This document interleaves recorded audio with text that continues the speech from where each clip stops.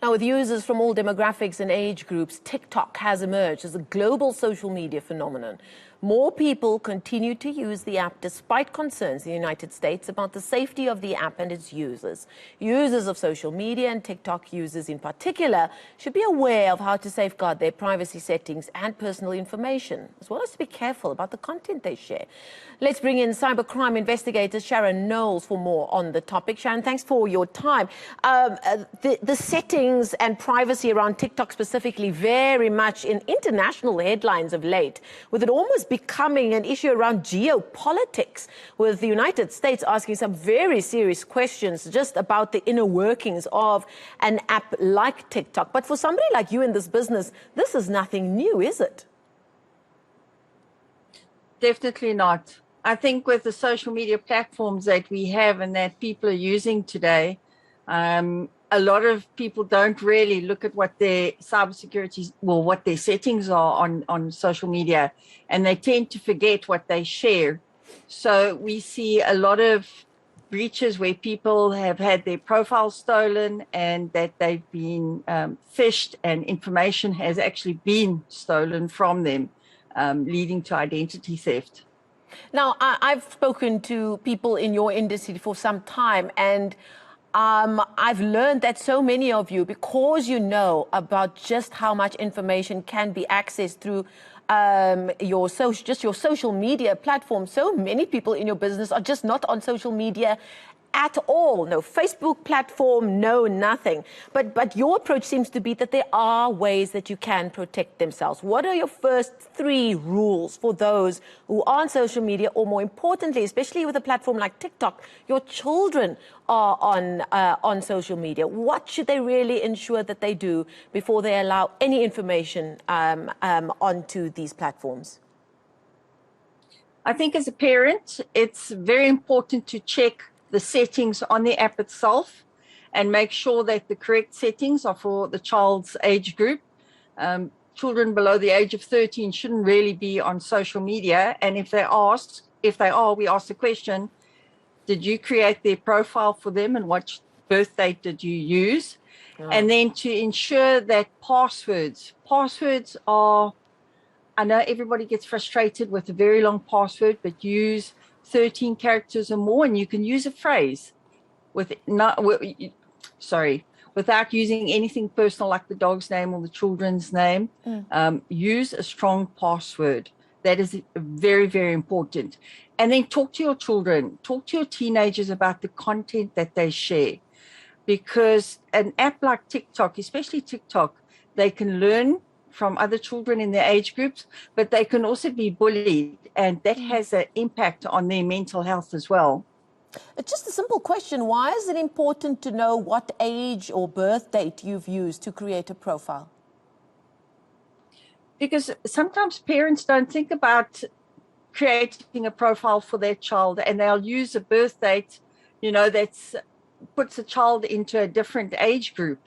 And the content that's shown to that particular age group, you never know what you can see. And even though TikTok does have moderation, there is stuff that comes through, and you really don't want your children seeing immoral content. Now, based on the information that you've had, I'm sure you keep an eye on the numbers. With a large number of people who use social media and involving their kids as well, are we aware enough of what we should be doing to tighten up our private security on these platforms?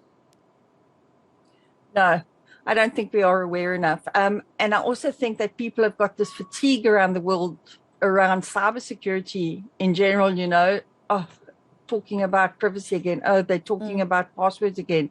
But some of the cases that we get in are frightening. It actually makes you want to close off the entire world. Give us an example. The last case was a mother of 2 young boys, and her profile was breached, and they managed to get access to her mobile where she had some intimate photos, and this person took those photos and shared them with her sons.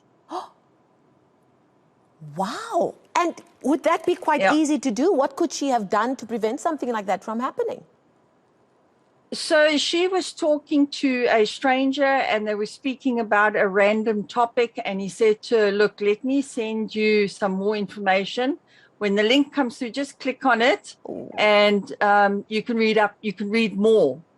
The thing is, when you're on social media and a stranger that appears over friendly or asking questions and sends links, you never click on the links. Yeah. You never click on links. And it's quite easy to take over another device. And she lost all her content. This person took over her entire mobile device. And she was, what could she do? Her son's received these intimate images. When she phoned me, and I could hardly hear her because she was crying so much. It had such an impact on her, and what they'd taken from her, what they'd accessed. Yes, it was quite a emotional case. Yeah. And then when faced with a phone call like that, with a potential client like that, what are you able to do in that moment? The first thing I do personally is I speak to her.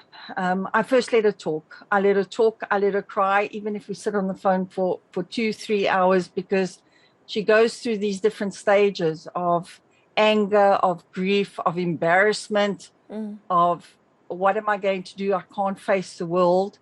And I allow her to go through those emotions. And then we start looking at what information she has, what platform the platform that she was on, what she shared, what sort of information the person says he has. And then we start going through devices and we try and collect as much information like that, because when we hand it over to SAPS, we need to make sure that all the information that we've collected, we've done it correctly, and that SAPS can do something about it, take it to the next level. And what is that relationship like with SAPS at this moment? Have they, in your opinion, put enough resources behind this latest need in law enforcement? Have you seen quite a bit of justice prevailing with incidents or cases like those that you've just mentioned? Unfortunately not. I think that SAPS, we need to escalate the level of training that SAPS officers are receiving to bring them into a digital world, to make sure that they are equipped and have the tools to handle cases like these. Because with a lot of these cases, third-party organizations like mine, we get called in to do these investigations because SAPS officials are just, not all of them, but some of the local stations are not equipped at all. Yeah. And I mean, at the fast pace that this digital world moves in, keeping up to breast and keeping the training up to speed needs to take some very real commitment. Just before I let you go, Sharon, would you be able just to give us some advice? We might have family sitting watching right now. Like me, I'm thinking, well, that's it. I'm putting all my social media platforms on private, or I'm just disconnecting all of it because anything really can happen. Is the problem that so much of our lives now is on our mobile phone, whether it's our private or intimate information, our financial details, everything is on our phone. Is that part of the bigger problem here as well? I think, welcome to the digital world. I mean, everything you do, you read online, you shop online, you do everything online. I think the first thing that I would say to you, check your passwords. Even if you use a physical notebook to write down your passwords or password manager, but use long passwords, use phrases like, flowers are beautiful, so that it's long enough, it's not and random personal, enough. and yes, and it's random enough. And before you go onto any platform, look at the settings. Take the time to go through those security settings. Where possible, turn your location off, and look what else that the platform offers in terms of their security offerings. Make sure that your children or your teenagers, that they understand it as well. And and keep safe out there. Yeah, because the threats in South Africa are twofold. There is the cybercrime that can take place, or all digital, and you never actually see the so-called bad guy or bad person. And then there's things like don't put the location of your kid's school. When you post a photo of your kid at their first day at school, don't put the location of that or the location of where you shop every day and that kind of thing, because that could lead to physical crime, especially if you keep an eye on what our crime statistics are like here in South Africa. Mm-hmm.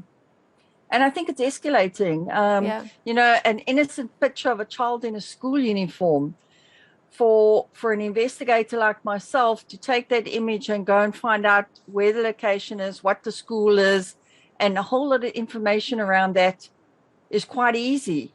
Now, for the bad guy who have more sophisticated tools than what we do, it's as easy as 1, 2, 3 for them as well. So you have to think about the things that you post. It's not like, you know, how many years ago where you took a picture and it was an innocent picture that you put online to share the delight in your life and what you've done and that type of thing. These days you have to be more careful. You have to ensure that you are safe from prying eyes, and those prying eyes are online now. Yeah, absolutely. Thank you so much for that conversation. Very sobering stuff. Cybercrime investigator Sharon Knowles joining us virtually there from Cape Town.